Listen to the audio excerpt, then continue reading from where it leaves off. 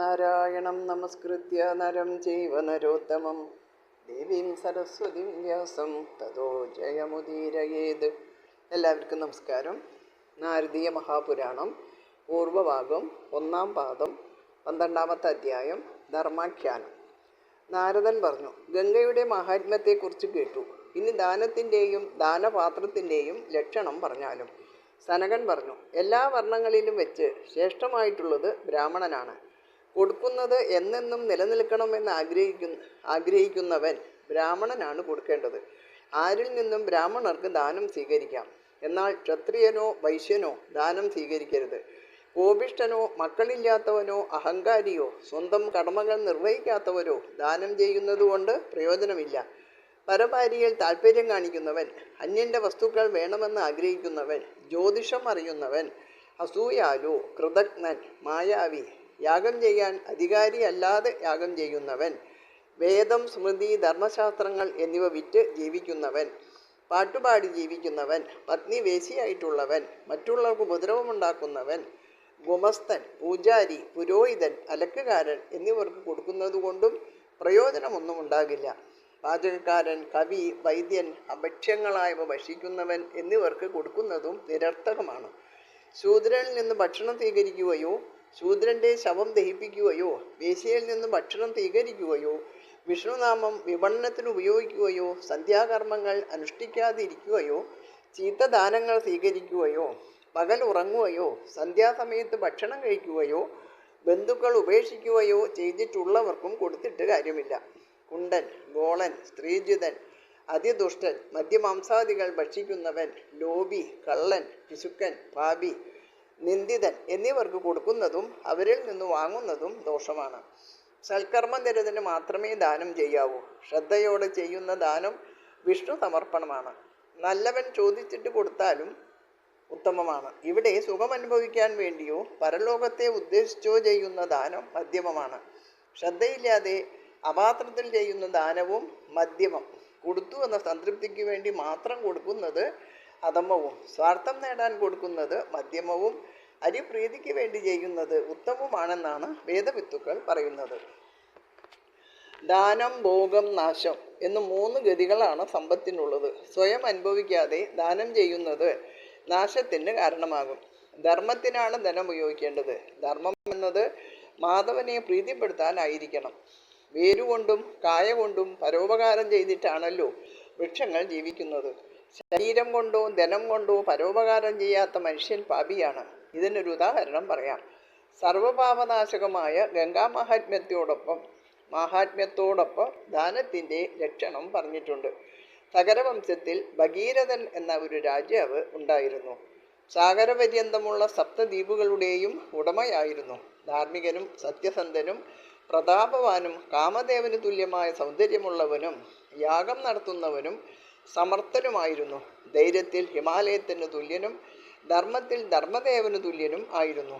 ലക്ഷണയുക്തനായ രാജാവ് സർവശാസ്ത്ര പാരംഗതനും ഏവരെയും സന്തോഷിപ്പിക്കുന്നവനും ആയിരുന്നു.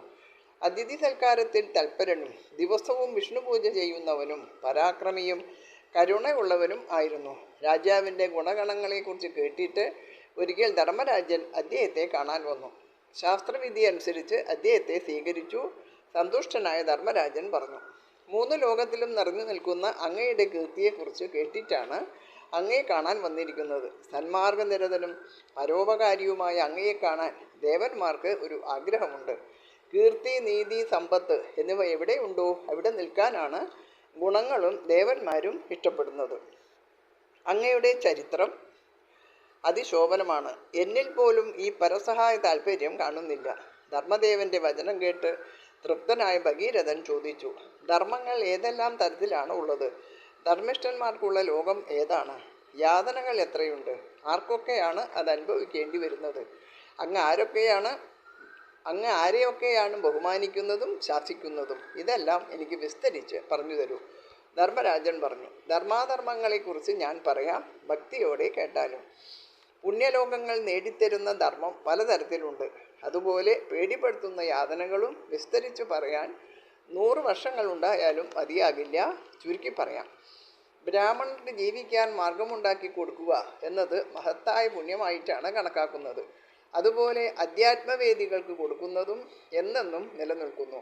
ശാസ്ത്രജ്ഞനായ ഗൃഹസ്ഥനും ഗുണവാനായ ശ്രോത്രിയനും ജീവിക്കാൻ വഴിയുണ്ടാക്കണം. അങ്ങനെ ചെയ്യുന്നവൻ്റെ മാതൃവംശവും പിതൃവംശവും വിഷ്ണുപാദത്തിന് അർഹമാകും. ഭൂമിയിലുള്ള പൊടിപടലങ്ങൾ എണ്ണിത്തീർക്കാം, മഴത്തുള്ളികളെയും എണ്ണാം. എന്നാൽ ബ്രാഹ്മണൻ സഹായം ചെയ്താലുണ്ടാകുന്ന ഫലം എണ്ണിത്തീർക്കാൻ ആവില്ല. ദേവന്മാരും ഒന്നു ചേർന്നതായിട്ടാണ് ബ്രാഹ്മണനെ കണക്കാക്കുന്നത്. അങ്ങനെ ഒരാൾക്ക് ഉപജീവനമാർഗം കൊടുത്താൽ അതുകൊണ്ട് കിട്ടുന്ന പുണ്യം എന്തെന്ന് എങ്ങനെ പറയും? വിപ്രന് നന്മ ചെയ്താൽ എല്ലാ യാഗങ്ങളും ചെയ്തതിൻ്റെയും എല്ലാ തീർത്ഥങ്ങളിലും സ്നാനം ചെയ്തതിൻ്റെയും എല്ലാ തപസ്സുകളും പൂർത്തിയാക്കിയതിൻ്റെയും ഫലമാണ്. ബ്രാഹ്മണദാനത്തിന് പ്രേരിപ്പിക്കുന്നവർക്ക് പോലും ഈ ഫലങ്ങളെല്ലാം കിട്ടും. സ്വന്തമായി ഒരു തടാകമുണ്ടാക്കുകയോ മറ്റുള്ളവരെ കൊണ്ട് ഉണ്ടാക്കുകയോ ചെയ്താൽ അതിൻ്റെ പുണ്യത്തെക്കുറിച്ച് പറയാൻ 100 വർഷങ്ങളെ കൊണ്ടുപോലും സാധ്യമല്ല. ഒരു വഴിപോക്കൻ അതിൽ നിന്നും വെള്ളം കുടിച്ചാൽ അതുണ്ടാക്കിയ ആളുടെ എല്ലാ പാപങ്ങളും തീരും. ഭൂമിയിൽ വെള്ളം കെട്ടി നിൽക്കാനുള്ള സൗകര്യം ഒരു ദിവസത്തേക്ക് എങ്കിലും ഉണ്ടാക്കിയാൽ 100 വർഷം സ്വർഗസുഖം അനുഭവിക്കാം. ഒരു തടാകമുണ്ടാക്കുമ്പോൾ ശക്തിക്കനുസരിച്ച് സഹായിച്ചാലും ഇതേ ഫലം ലഭിക്കുന്നതാണ്. കടുകോളം മണ്ണെങ്കിലും തടാകത്തിൽ നിന്ന് പുറത്തെടുത്താൽ 100 വർഷം സ്വർഗത്തിൽ കഴിയാൻ അത് മതി. ദേവന്മാരോ ഗുരുക്കന്മാരോ പ്രസാദിക്കുന്നവരോ തടാക പുണ്യഫലം അനുഭവിക്കുന്നതായിരിക്കും.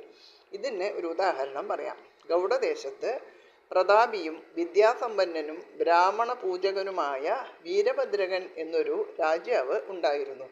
അദ്ദേഹത്തിൻ്റെ പത്നിയായിരുന്നു ചമ്പകമഞ്ജരി.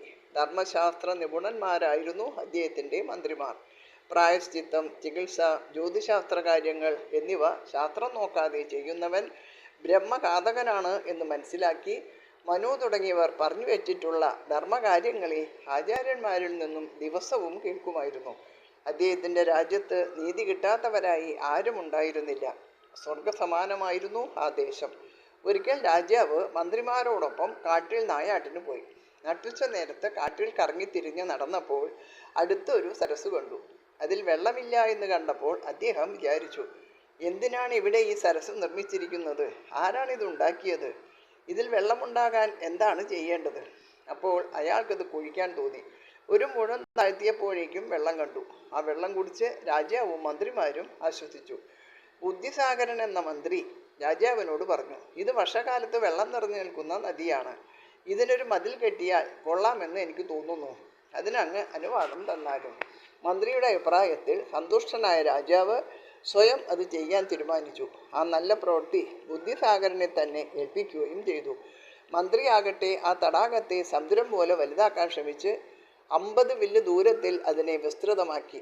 ചുറ്റും മതിൽ കെട്ടി അഗാധമാക്കിയിട്ട് രാജാവിനെ വിവരമറിയിച്ചു. അന്നു മുതൽ ആ സരസിൽ നിന്ന് വഴിപ്പോക്കർക്കും വനവാസികൾക്കും ധാരാളം ജലം കിട്ടുന്നുണ്ട്. ആയുസ് അവസാനിച്ച് ബുദ്ധിസാഗരൻ എൻ്റെ അടുത്ത് വന്നു. ധർമ്മത്തിൻ്റെ കണക്കെഴുതുന്ന ചിത്രഗുപ്തനാണ് എന്നോട് ഇതെല്ലാം പറഞ്ഞത്. ഇദ്ദേഹം ധർമ്മകാര്യങ്ങളുടെ ഉപദേഷ്ടാവാണ്. അതുകൊണ്ട് ഇയാൾ ധർമ്മവിമാനത്തിൽ കയറട്ടെ എന്ന് ചിത്രഗുപ്തൻ പറഞ്ഞപ്പോൾ ബുദ്ധിസാഗരന് ഞാൻ ധർമ്മവിമാനം ഏർപ്പാടാക്കി. കുറേ കാലം കഴിഞ്ഞപ്പോൾ വീരഭദ്രകനും മരിച്ച് എൻ്റെ അടുത്ത് വന്നു. അദ്ദേഹത്തെക്കുറിച്ച് ചോദിച്ചപ്പോഴും ചിത്രഗുപ്തൻ സംസർഗത്തിലൂടെ ഇദ്ദേഹത്തിനുണ്ടായ ധർമ്മത്തെക്കുറിച്ച് പറഞ്ഞു. ഞാനപ്പോൾ രാജാവിനോട് എന്താണ് പറഞ്ഞതെന്ന് കേട്ടാലും. പണ്ട് ഒരു പീഠഭൂമിയിൽ ഒരു പക്ഷി തൻ്റെ കൊക്കുകൊണ്ട് 2 അങ്കുലം ആഴത്തിൽ ഒരു കുഴിയുണ്ടാക്കി. കുറച്ചു കഴിഞ്ഞപ്പോൾ ഒരു വരാഹം അതിനെ 1 മുഴമാക്കി. പിന്നീട് കാളി അതിനെ 2 മുഴമാക്കി. 2 മാസത്തേക്ക് കുഴിയിൽ വെള്ളം നിന്നു. കാട്ടിലുള്ളവർ അത് കുടിച്ചു. 3 കൊല്ലം കഴിഞ്ഞപ്പോൾ ആന 3 മുഴം ആഴത്തിൽ താഴ്ത്തി. 3 മാസത്തേക്ക് അവിടെ ഉള്ളവർക്ക് ആ ജലം ഉപയോഗിക്കാൻ സാധിച്ചു. ആ വെള്ളം വറ്റിയപ്പോഴാണ് അങ്ങ് ഇവിടേക്ക് എത്തിയത്. 1 മുഴം കുഴിച്ചപ്പോൾ അങ്ങേക്ക് വെള്ളം കിട്ടി. മന്ത്രിയുടെ ഉപദേശപ്രകാരം അത് 25 വില്ല് ദൂരത്തിലായി മതിൽ കെട്ടി ചുറ്റും വൃക്ഷങ്ങളും നട്ടു. അവനവൻ ചെയ്ത പുണ്യത്തിൻ്റെ ഫലമായിട്ടാണ് ഈ 5 പേരും ധർമ്മവിമാനത്തിൽ കയറിയത്. അങ്ങും കയറിക്കൊള്ളൂ. ഞാൻ പറഞ്ഞു കേട്ട് രാജാവും വിമാനത്തിൽ കയറി. ഒരു തടാകമുണ്ടാക്കിയതിൻ്റെ പുണ്യമാണ് ഇപ്പോൾ പറഞ്ഞത്. ഇത് കേൾക്കുന്നവന് ജനനം മുതൽ മരണം വരെയുള്ള പാപങ്ങളെല്ലാം അസ്തമിക്കുന്നതായിരിക്കും.